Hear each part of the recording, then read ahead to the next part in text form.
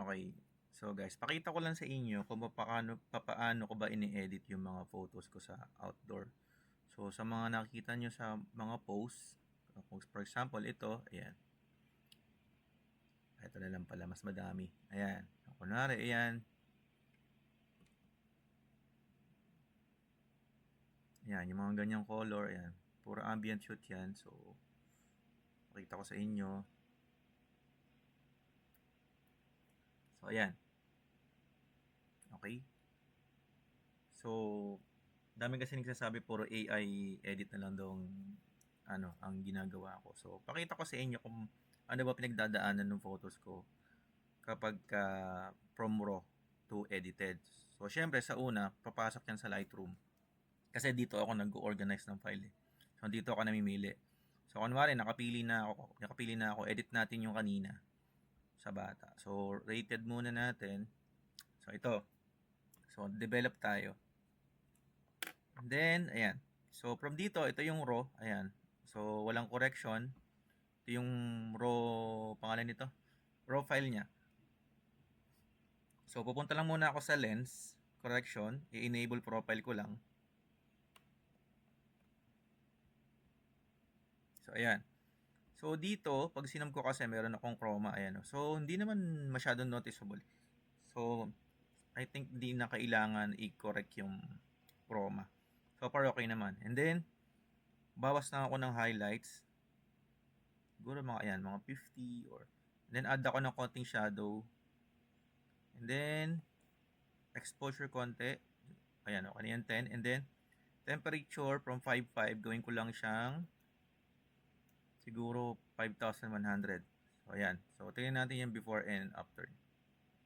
So ayan. So ito yung before, ito yung after. So konting-konti lang yung adjustment na ginawa ko. Dito lang sa basic adjustment lang. So lens and then basic adjustment. And then from dito, jump ako ng actually hindi ko siya i-jump pala, sorry. Isi-save ko pala siya. So export natin. So yan, so gawa lang ako ng folder sa desktop. Hindi na ako mag-jump ng Photoshop. So select folder, edit, sample. Okay, sorry. Sample, ayan. And then JPEG 100 quality, yan yan ang export setting ko sa Lightroom. So wala nang ibang crop diyan, resize wala na. So ito na yan, JPEG lang.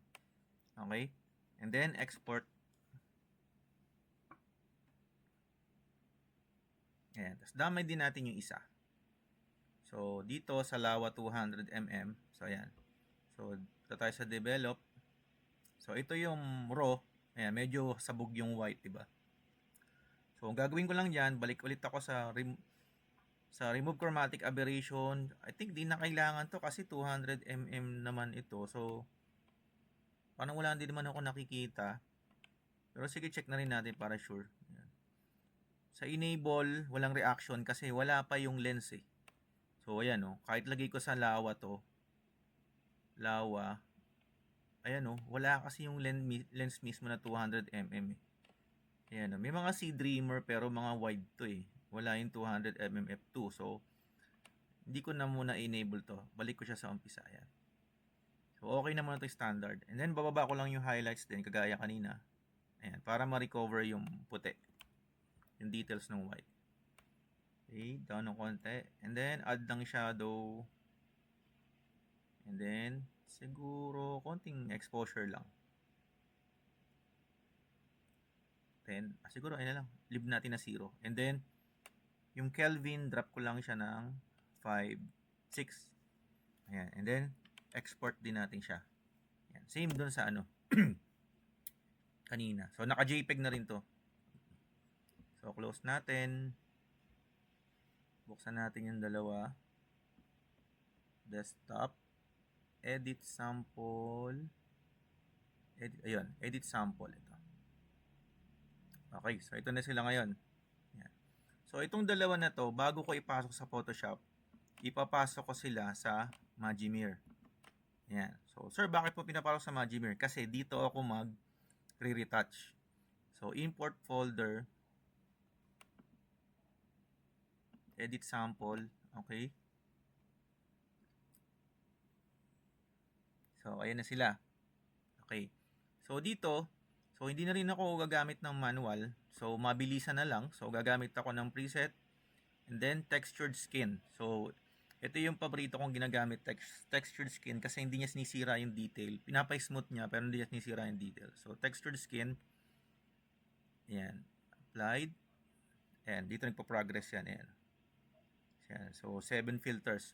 Kaya 7 kasi, kung papansin nyo minsan yung mga in-upload ko, pagka mga teen or adult model, nakikita natin dito 14 preset or 21, mga ganun, madami.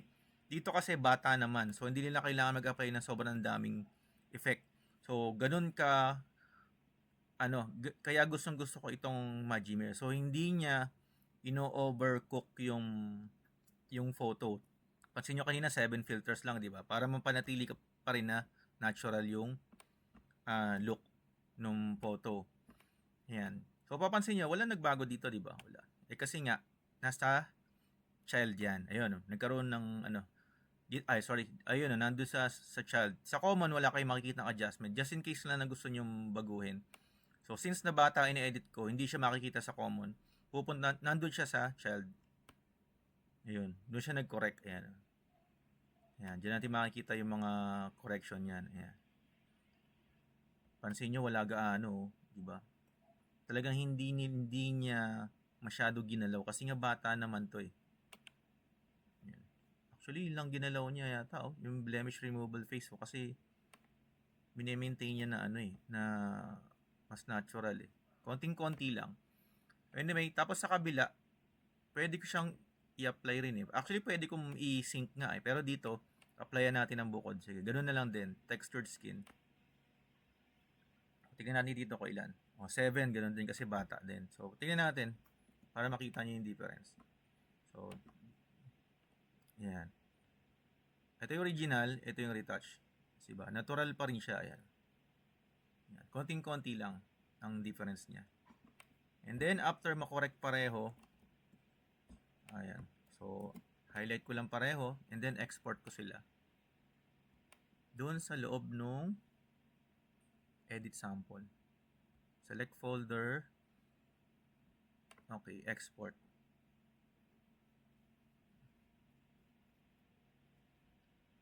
Okay, kasi marami naka-open, Magimir, OBS, NTS. So, continue ko lang to. Si Magimir kasi medyo malakas siya sa RAM, lalo na kapag marami naka-open. Okay, so tapos na. Wala na yung notification dito ng progress. So, close natin. Open na natin ngayon yung Photoshop. So, sa Photoshop, ang gamit ko pala Photoshop is 2026. Ito na yung bago. Okay, so buksan na natin. Example. Ayun, Magimir Retouch. So, edit ko siya dito. Drag ko lang. Anyway, tingnan natin yung yung photo. Ayan, tingnan nyo kasi 'di ba? So iniisip natin pag nagbe-retouch dun sa Magimir, pwedeng ma-compress na siya, 'di ba? Parang compress o nababawasan yung quality. Actually, tinataas nga niya yung quality eh. Pansin nyo rito sa photo, pag tinapat ko siya, naka 14.4 MB lang. Pero pagdating kay Magimir, naka 16 na siya. So tumataas siya, tumataas yung size niya.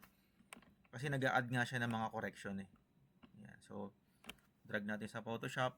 Okay. So, unahin natin to. So, dito, ayan, buksan natin yung para makita nyo yung edited nito. Summer. Okay. So, ito yung edited niyan. Ayan. So, ito yung pangalan nito. Yung sa pa lang, sa Magimir. Ayan. Ito yung gagayahin natin. So, syempre dito, ayan. So, may distraction dito. So, lalaso ko lang siya. Oops, sorry. Medyo malakas yung feather. So, 1. Tanggalin lang natin. Ito yung yellow, na tali do sa wildlife. So, right click. Ayan, generative. Ayan. So, okay. Gamit ako ng Firefly. Ayaw nila ng Firefly. Sige. Describe. Ba't ayaw dati kasi pwede to eh. So, remove na lang natin. Remove. and fill. Yan.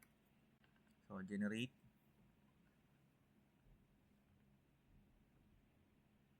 So, dati kino-clone ko yan or pinapatch.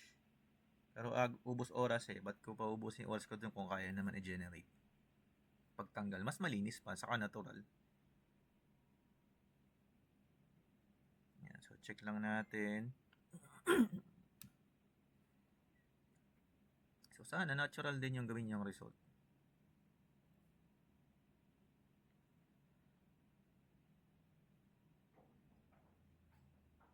Yan. Medyo humina kasi signal ko.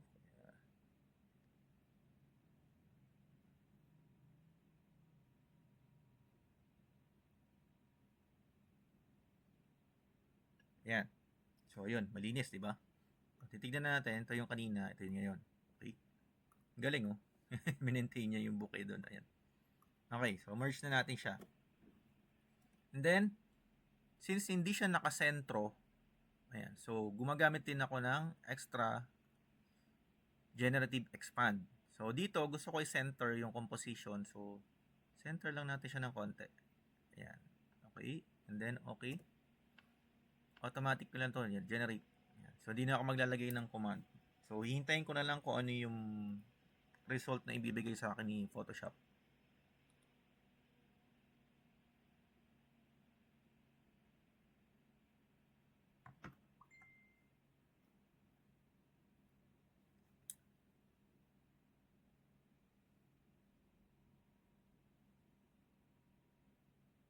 So, yan. Okay, so tignan natin kung ano yung pinaka the best do sa tatlo. Ay, ganda agad yung second do. 2. Ayan, maganda yung second, kaya lang nakita ko yung line eh. So, kailangan ko pa mag-retouch dyan. So, tingnan natin yung third. Actually, meron pa rin talaga siyang line, no? So, pili lang tayo ng maganda. Ito, third maganda. So, merge natin siya. So, hindi naman ganun ka-noticeable yung, siguro, retouch na rin natin. Just in case. Yan. Oop, yeah. Ito na lang. Yan. Pero, yung iba, hindi naman na ipipixel fit to. Pero, ako kasi minsan talaga ayoko nung, lalo nun pag binakikita kong ganun line. Hindi natural tignan. So, konti lang retouch. Ayan. Okay. So, after ma-retouch, nagpe-play ako ng action ngayon. Pakita ko sa inyo yung action. Yan. Kung ano yun. Actually, ako na nag-record nun. So, dun sa action, ayan. So, sa yours, punta tayo. Pakita ko sa inyo. Ayan. Meron ako ditong color. Pinangalanan ko ng color. Yung RGB Screen Retouch, di ko na ginagamit ito kasi may Magimer na nga eh. So, sa color, pakita ko sa inyo kung ano laman yan. Para makita nyo rin yung control. So, click natin. Ayan, naka-shortcut siya sa Control F2 eh. Click natin yung gear. So, ayan yung ginamit ko, oh. So, laki natin para makita niyo yung pangalan. So, sa action, gumamit ako ng exposure X7 filter. Ito yun. Third party filter yan. Yan. May mga pangkulay kasi dyan. And then, nag-unsharp mask. And then, ito, nag-multiply. So, dinid multiply, parang ano lang to, sorry, ano nga ba to? Nakalimutan ko. Pero parang nag-add ako na extra layer para yata ano nga ba to? Ako di ko na maalala to. Pero alam ko para to medyo mag-darken or mag-pop up yung backdrop. Alam ko clarity to eh. So, tignan natin. Para pakita ko lang sa inyo yung ano itsura nung ano yung nasa loob ng action. So, Control F2. Continue. So, ayan. So, ayan yung naging result. So, nag-brighten pala siya. So, nag-brighten ako ng konti, tapos nagbawas ako ng opacity na 80%. Ayun, okay. So, ito na siya ngayon. So, ito yung ito gagayahin natin medyo dark. Ito yun. Ngayon. So, syempre, paano naging dark yung kabila? Ayan. So, para maging dark yung photo, ito yung ginagamit ko. So, naglagay lang ako ng curve, adjustment layer curves, and then, drop ko lang yung brightness. Then, gagamit ako ng brush. So, rounded brush, 20% opacity. Then, ibabrush ko lang yung yung subject. Ayan. 20% lang, dahan-dahan lang. Ayan. Ayan. So, ganun kalinis ako mag-edit. Ayoko na masyadong ma-heavy. Mas prefer ko yung natural. Ayan. Okay. So, titingnan natin ngayon. Actually, ang ganda na nga nito eh. No? Pero kung gagayahin natin itong brownish na to, pakita ko sa inyo, pwede rin. So, ito yung before, ito yung after. Ayan. So, kung titignan natin, di ba ang ganda? Ayan. Ayan. Okay. So, kung gagawin natin brownish na ganyan, ito lang din yun. So, adjustment layer and then photo filter. Ayan. Dun sa warming. Ayan. So, sa warming filter, ito yata yun or I think yung first, ma-orange masyado. Parang yung third. Yung third nga siya. Tapos, pailalim natin. Yan, ito yung third para maging warm. Yan. And then siguro ito dinarken ko pa yata na ito ng konti. Yan. So yan. Actually, para mas gusto ko ngayon yung bago. Kesa dun sa previous edit. So ito yung bagong edit. So ganun lang. Ganun lang kasimple yung workflow from Lightroom to Magimir to Photoshop. Titignan natin ngayon. Zoom natin. So yan. So merge natin lahat. Yan. Okay? So close natin. So ito naman kabila. So medyo hindi pantay yung horizon pero pantay naman yung bata.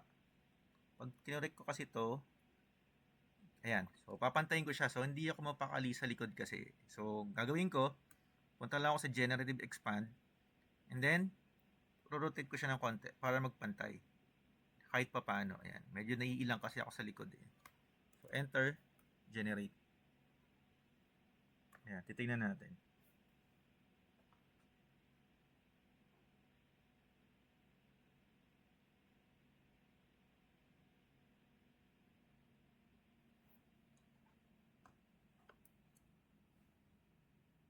Yan, dumaan na rin to sa nga pala, na-explain ko na pala kanina, dumaan na rin to sa sa Magimir.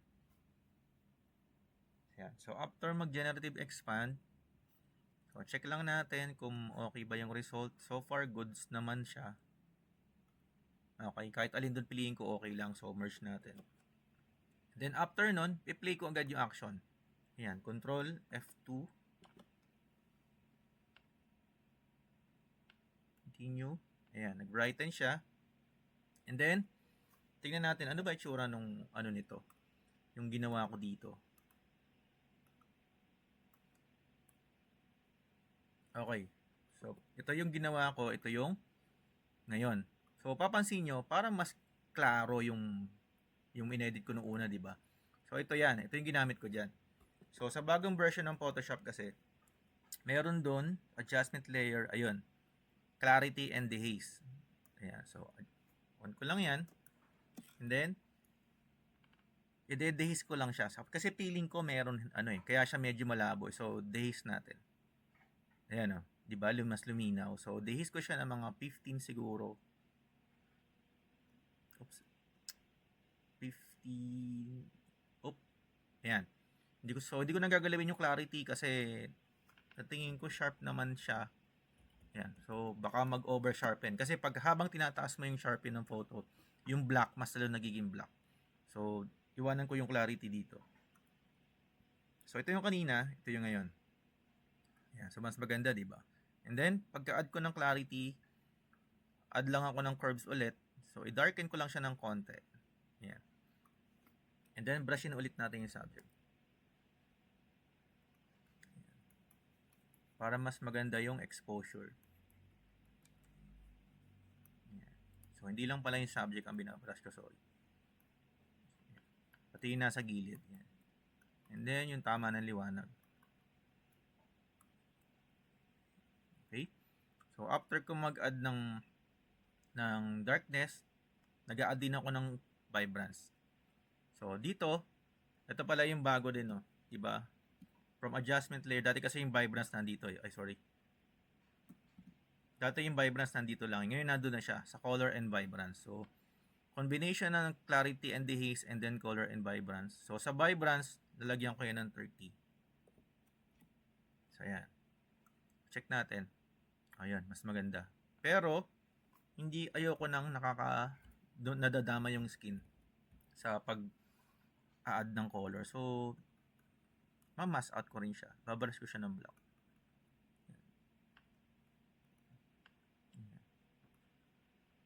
Para yung ano lang ang tinatamaan, yung paligid lang niya. Hindi yung skin tone niya mismo. Kasi pag yung skin tone niya, lalo rin nagwa-warm eh. So, yan. Check natin. So, i-group ko lang to. Yan. So, ito siya kanina, action pa lang ang gamit. And then, ito yung with darken, dehaze, and vibrance. So, yan. So, kung papansin nyo, mas klaro na siya ngayon, di ba? Ayan. So, mas nag-pop up siya mas nag-pop up siya lalo. Okay? So, yun. So, ganun lang ako mag-edit ng tawag dito, outdoor. From Lightroom, organize ko, and then lahat ng na-correct ng Lightroom, papasok lahat kay Magimir. Pag-export ni Magimir, ganito yung workflow ko sa Photoshop. So, yun. So, yun lang yung pinaka-process. Kasi ako, sa RAW pa lang kasi gusto ko medyo kahit pa paano madali na siyang i-correct back. So kung titignan natin dito yung RAW file ng mga photos, ayan, medyo malapit na sa sa katotohanan. Medyo malapit na siyang medyo madali na siyang i-edit, 'di ba? Ayan. Ayan. Ayan. Kaya pag nagsushoot ako ng outdoor, laging naka manual ang aking color balance. Yan. Gusto ko kasi nakokontrol yung kulay, hindi papalit-palit, hindi magkakaiba. Ayan, pansin niyo dito, ayan. So lahat 'yan, same time, same color balance. Ayan. Ayan. So hindi nagmi-mix. Ayan. Ayan, yan yung mga raw file. Ayan. Kumbaga na lang, konting correction na lang ang hahabulin ko.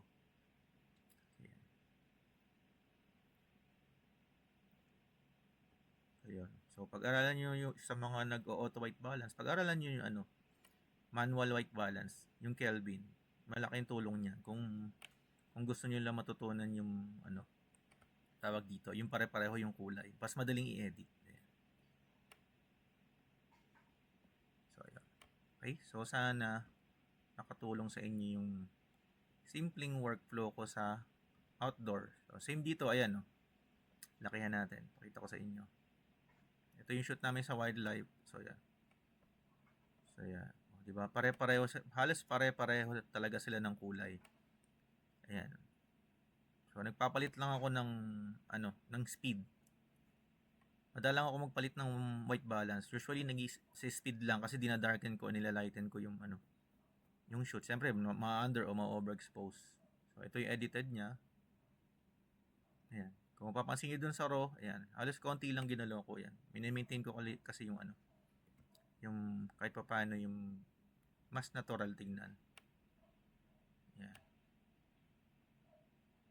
Okay? So, yun lang. Thank you.